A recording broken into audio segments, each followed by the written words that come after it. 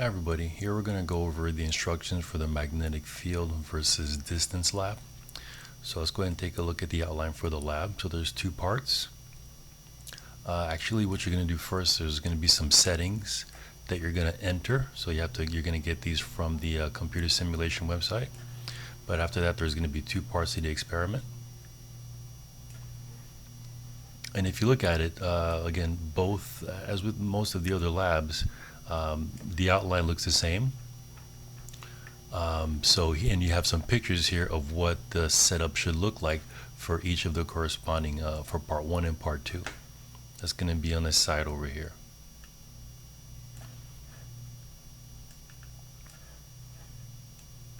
So this is got a general outline of what the settings should look like for part 1 and then for part 2.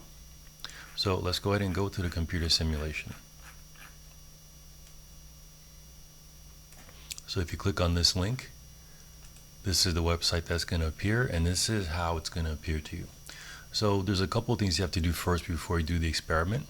So make sure that you click on, you remove the compass and you show field meter.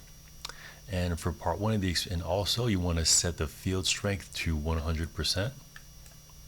And then next, if you go to options, you're going to click field options. You're going to set the needle spacing to 35, and you're going to set the needle size to the maximum here. And then you're going to take this bar magnet, you're going to take the north side, and you're going to place it all the way until it just appears on the back.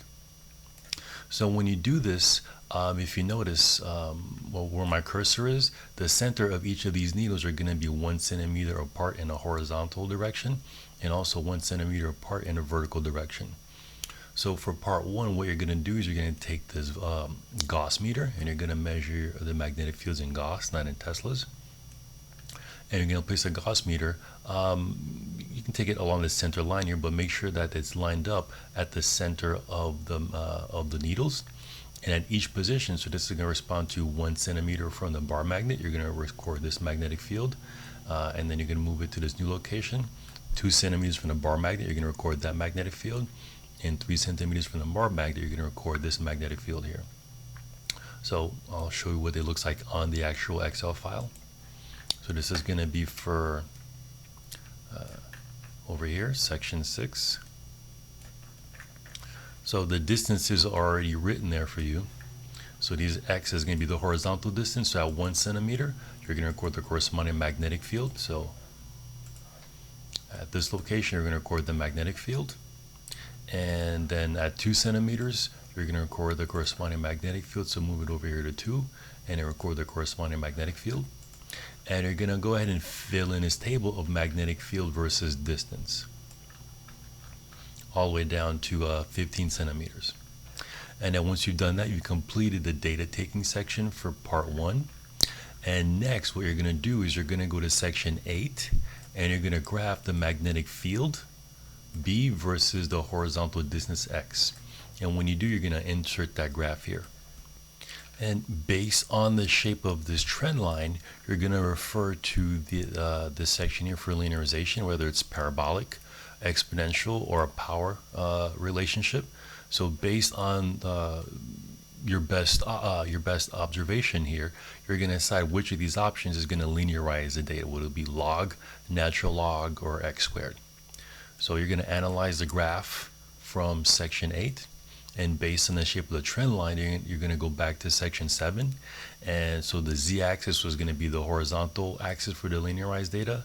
Excuse me, the t-axis is going to be the horizontal axis for the linearized data, and the z-axis is going to be the vertical axis for the linearized data. So you'll make your option. You'll select from a list, what choices should t and z be in order to linearize the data.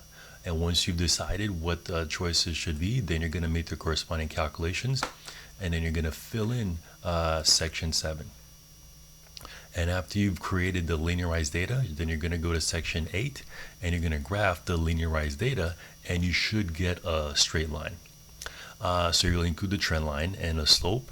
And the slope that you get from the trend line, then you're going to go over here to section 10, and the slope should represent the power dependence of magnetic field versus horizontal distance, and that's going to correspond to the variable n. So you'll enter that here, and also you'll calculate what your error for this value for the power dependence using this formula over here. And this part 2, so now let's go to part 2.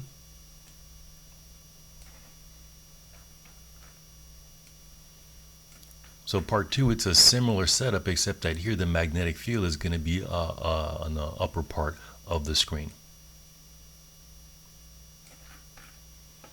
So if you for part 2, you'll take the bar magnet, you'll place it at the center of the screen so that about half of it shows up here, and then now you're going to measure the magnetic field versus vertical distance. So you'll take the crosshairs, you're going to place it here as best as you can at the center of one of these needles, and so that's going to be 1 centimeter from the bar magnet. You'll record that magnetic field over here, and now this is y, vertical distance, and then you're going to go down 2 centimeters from the bar magnet, record that magnetic field here. And then just like before, you're going to fill in the data of magnetic field, but this time versus vertical distance. And you're going to complete section 11. And similarly, you're going to, once you've gotten the magnetic field versus vertical distance, you're going to go to section 13, and you're going to make a graph of B versus Y. And just like before, based on the shape of the graph, you're going to decide what variable should you choose for t and z, so that you linearize the magnetic field versus y data. And once you've made the options, then you'll make the corresponding calculations for y and b. And once you've linearized the data, then you'll go to section 14.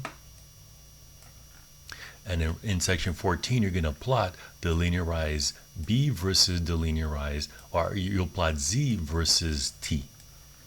And you should get a straight line for this one also. And once you get that straight line, you're going to record the slope of that straight line over here. And just like before, you'll record that. That's going to represent the power dependence N, and you'll complete the experiment by calculating the error in the power dependence. And then that's going to complete the magnetic field versus distance experiment.